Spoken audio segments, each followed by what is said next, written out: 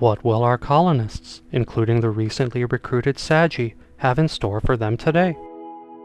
A group of merchants from Deller have descended upon Decency Brook bearing various goods. As Wash's smoke leaf was not yet ready to harvest, a modest 8 beers were purchased in order to patch him through and placate his chemical desires. In what appeared to be an act of passive aggression, the merchants blithely tossed a paltry 86 cents onto the ground as a parting gift. Before anybody had a chance to bring in the recently acquired alcohol, an 8-year-old female rabbit was discovered in a hammered state after seemingly having helped herself to several drinks at the colonists' expense.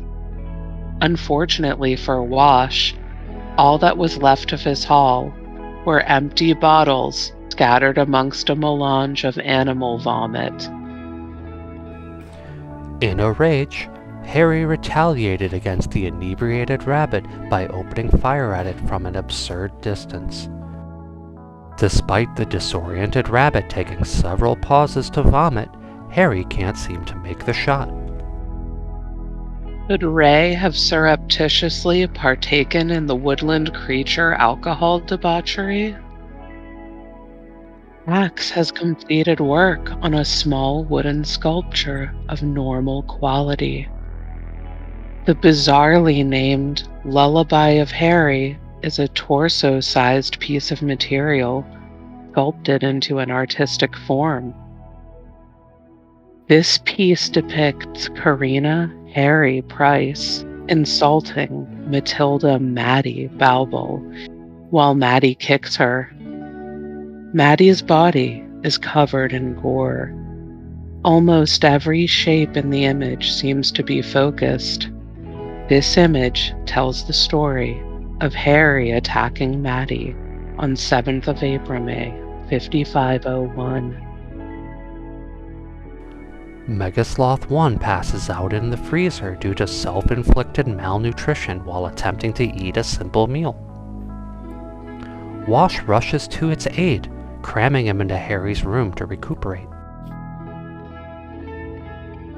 Despite having been taken captive by the colony through violent measures not once, but twice, and the fact that Maddie, the woman who ultimately coerced her into joining, smugly killed her best friend Faulkner in what was debatably the greatest moment of Maddie's life, Sagi displayed resilience by accepting her fate stoically. Whether this was done in earnest or as an act of subtle defiance, we'll never know. But this moment was immortalized with a small wooden sculpture of normal quality composed by Axe.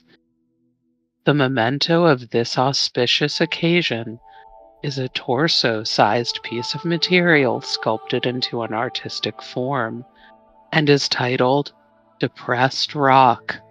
This carving depicts Matilda Maddie Balbel recruiting Sagi Node with a hearty handshake. Sagi is smiling and making eye contact. The overall composition is static. Rounding out the work, the subjects are in front of hundreds of lines. This portrayal relates to the recruitment of Sagi on 5th of April, 5501. Harry takes some shots at a local lynx. Sagi's here to assist. It looks like things aren't going quite to plan. Fortunately, the lynx was clipped with shot to keep it off Harry for a moment. This is a close call, as Harry narrowly avoids a repeat of the harrowing fox incident which caused her to now use a peg leg. Maddie realizes the seriousness of the situation, begins melee attacking the lynx. At much risk to herself.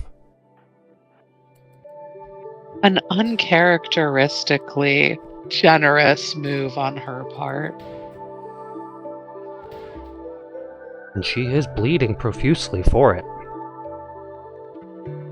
Wash needs to drop that caribou and get over here to do some emergency medical treatment.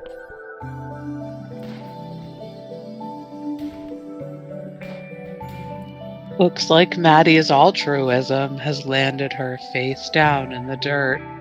She will be dead in 4 hours due to bleeding from her neck. Fortunately, the lynx has been killed. Here's Wash to do some emergency medical treatment. And Megasloth 1 shows up all too late. Here comes Axe to pick up the lynx corpse in the middle of this high drama scene. Looks like Maddie's going to be okay. Wash has gotten ahead of the bleeding. A rabbit with a disturbing lack of empathy rushes to eat Maddie's discarded meal during her moment of weakness. Perhaps the small animal did Maddie a favor and prevented her from upsetting herself yet again by inevitably eating without a table. Having completed patching up Maddie, Wash is going to go back to carrying that malnourished caribou, which leaves Saji to carry Maddie back to her bed. The rabbit is successfully executed via one of Harry's trademark long-range shots. Maddie throws a tantrum while suffering from a raging infection as a result of her bloody lynx battle. She attacks several doors, brutally shoves Megasloth 1, and is subsequently arrested by Saji. Despite her extremely brief imprisonment, Maddie suffers a huge and seemingly endless mood debuff. Maddie, while still recovering from her injuries and mental breakdown, puts the finishing touches on the new home edition. The room is ostensibly an expansion to the rec room, but could Maddie have ulterior motives fueled by her unfounded narcissism, which could have possibly compelled her to plot an opulent throne room for herself? In an act of solidarity, the colonists have modified their clothing to reflect the sacred color of their ideology. In a fitting coincidence, the vomit green hue eerily echoes the rampant food poisoning epidemic. Maddie creepily stares at isolated shell, a symptom of her obsession with Wash. The allure of a brooding yet non-violent psychopath proves to be too much for Maddie to resist. Maddie rises to the rank of Divine Pope, despite having lost her previous lesser title of Preacher after being arrested for starting a physical altercation with Harry. In her first act of authority, Maddie immediately strong-arms the colonists into standing in audience to a string of cliches and canned lines in a cheap and stereotypical inspirational speech, to a modest degree of success and fanfare. Let's take a look at yet another brick in the wall of endless small wooden sculptures. This one painting a sensual image of Wash playing horseshoes. It's a torso-sized piece of material, sculpted into an artistic form, and titled Crook. On this work is an illustration of Hadley Wash, sitting next to the horseshoes pin, his body loose and relaxed. Wash towers above the scene. The work has an erotic feeling and a vertical structure. A township behind the focal point represents kindness. This artwork refers to Wash enjoying himself at a horseshoes pin. Yet again, the colonists find themselves the victim of yet another deranged forest creature. Poor decision-making on the bear's part, as it randomly feeds on a dead squirrel as it's actively being hunted. Harry shoots from an uncharacteristically close range. The bear is killed without incident. Later that night, in an uncanny reprise, a big cat makes a food poisoning afflicted axe its prey in a continuation of hyper-aggressive animal behavior that has become all too prevalent in Decency Brook. Axe is gripped with the sudden and unfortunate need to vomit while being pursued by the cougar. In a comedy of errors, Saga shoots him in the arm while attempting to defend him. Our cultural exchange visitor is certainly getting the essential Decency Brook experience in being attacked by an apex predator during a bout of food poisoning. The very next day, while Saga is planting potatoes, a timber wolf decides to attack. A wild gunfight ensues in the animal pen, in which a caribou is hit with friendly fire. The wolf deftly weaves through a hailstorm of bullets. Harry's marksmanship has taken a severe downturn due to the scratch she incurred on her eye as a result of yet another animal attack. Immediately following the wolf incident, Saga and Maddie self-soothe with a game of horseshoes. As a memento of the animal attacks which have permeated the zeitgeist, Wash completes a small wooden sculpture of normal quality called Mugger.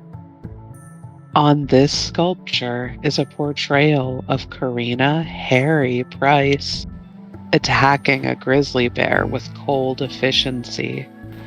Harry looks triumphant. The work is executed in a cubist style. This illustration refers to the wounding of the grizzly bear by Harry on 6th of August, 5501.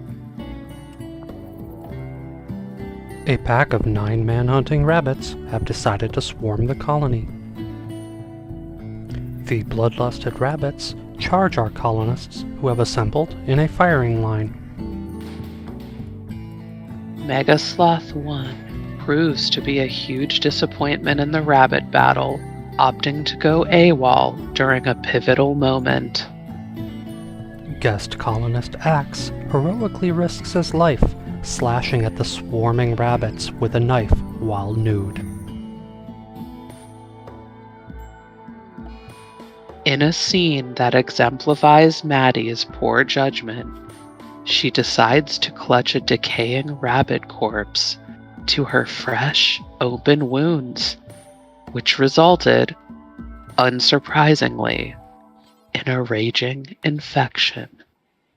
The treatment of this infection drained the colony's precious medical resources and was a massive waste of Wash's valuable time. What could fate have in store for our colonists next? Could, perchance, a familiar face come back to haunt the colonists with a surprise appearance when somebody digs up an old specter? Is Maddie developing Munchausen syndrome as a subconscious ploy for Wash's time and attention? All will be revealed in the next episode.